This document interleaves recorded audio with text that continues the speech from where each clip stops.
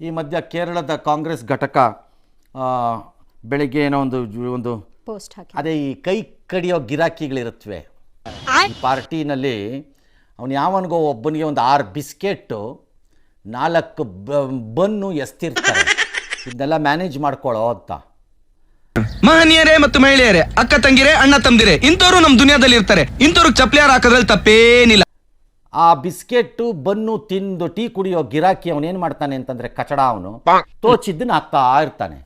Click ಆದಾಗ full hero, flap ಆದಾಗ ತಗಲಾಕತ್ತಾನೆ. ಇದಾಗಿರೋದು ಅದೇ. ಕರೆಕ್ಟಾಗಿ ಹೇಳಿದ್ರಿ. ಯಾವನಿಗೋ ಬಿಟ್ಟಿದ್ದಾರೆ ಬೆಳಗ್ಗೆ, ಅವನು ಎದ್ದ ಹೊಡೆದ ಒಂದನ್ನ, ಏನು ಬಿಡಿ ಬಿಹಾರ. ಬಿಡಿ ಬಿಹಾರ ಅಂದರೆ ಕಂಪೇರ್ ಮಾಡ್ಬಿಟ್ಟು ಹೊಡೆದ ಅವರಿಬ್ಬರಿಗೂ. ಇದನ್ನ ಪಾಪ ಅನ್ಬೇಕಾ, ಪಾಪ ಅನ್ಬೇಕಾ ಅಂತ ಒಂದು ಬಿಟ್ಟ. ಅದಕ್ಕೆ ಸಿಂಟ್ಯಾಕ್ಸ್ ಒಳಗೆ ಹೋಗಿದೆ ಅದು ಅಂತ. ಆ್ಯಕ್ಚುಲಿ 18% ಇದೆ ಬೀಡಿ, ಸಿಗರೇಟ್ 40% ಇರೋದು. ಈ ಬಡತವಿಂದ ದೇಶ ಉದ್ಧಾರ ಆಯ್ತದ, ಅದು ಪಾಪ ಅಲ್ಲ ಇನ್ನು ಮೇಲೆ ಅನ್ನೋದಕ್ಕೆ ಅದನ್ನು ಹಾಕಿದ್ದ.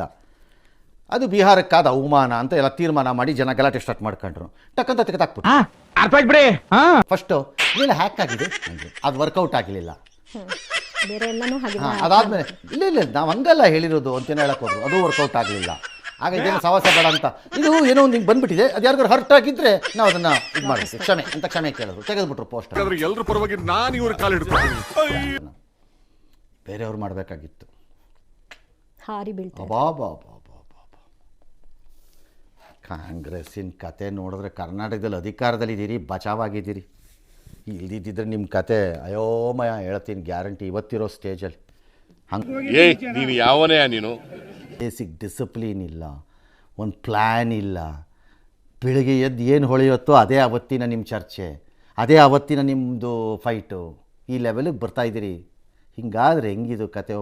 ಒಂದು ಪ್ರಿನ್ಸಿಪಲ್ ದೊಡ್ಡ ಪಕ್ಷ ಅಪೋಸಿಷನ್ ಆಗಿ ಕೆಲಸ ಮಾಡಬೇಕಾಗಿರೋದು, ದೇಶ ಆಳಿರೋ ಇಷ್ಟು ದೊಡ್ಡ ಪಕ್ಷ.